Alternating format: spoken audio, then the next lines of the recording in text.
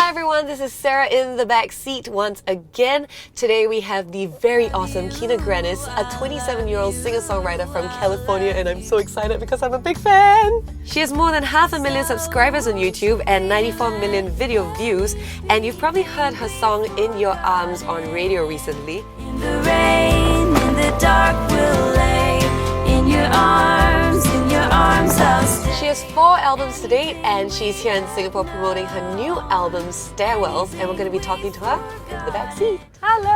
Hey! Hi, nice to meet you. I'm Sarah. Kina. Hi.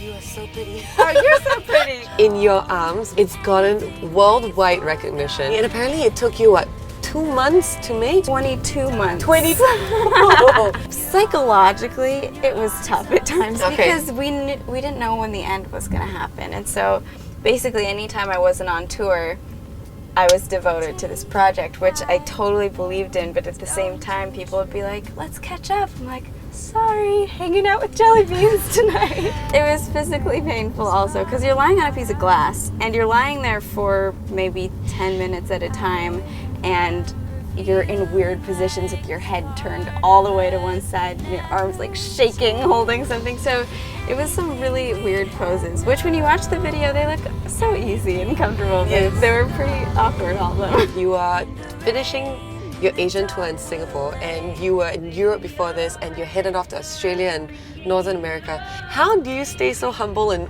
all this madness and, fame? I know that it's changed, but I don't even feel the change personally in my life. I'm really close to my family and my close friends, and my world still feels very small, even though I am, kind of connected to all these people everywhere. I just feel really, really grateful and so excited to be doing these things. You have a degree in social science, but you've chosen to go down this path. Have your parents always been supportive of that, or did they, say like, oh, you gotta study first and stuff like that?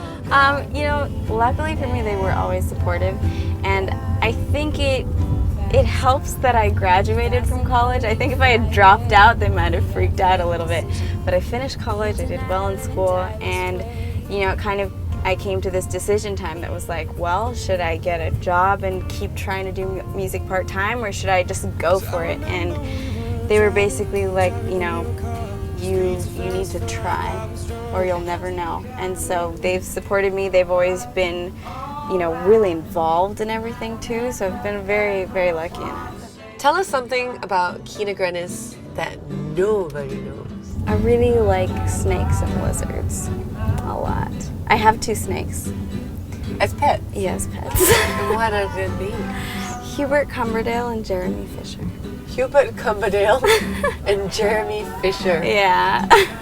And why snakes and lizards? I guess I like a lot of animals, but reptiles are kind of easy pets to have. And when I grew up, I had a bunch of pets. And then in college, I got the snakes because they were kind of low maintenance and fun. Low maintenance Yeah, snakes. but I just like them. I find them so cute. Nice. So you must have had a lot of fun in Singapore because we're full of lizards. I haven't seen one lizard. I have been looking. I hear that you have geckos, which I love. Yeah.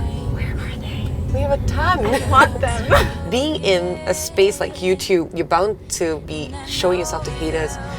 What do you think about people who don't like you? I've gotten to a point where I try not to read comments, because as soon as I get to a negative one, it's like my day's ruined. Because unless they're really ridiculous, like, oh, your voice is so bad, it made my ears bleed, like, I'm like, okay, you're a little extreme.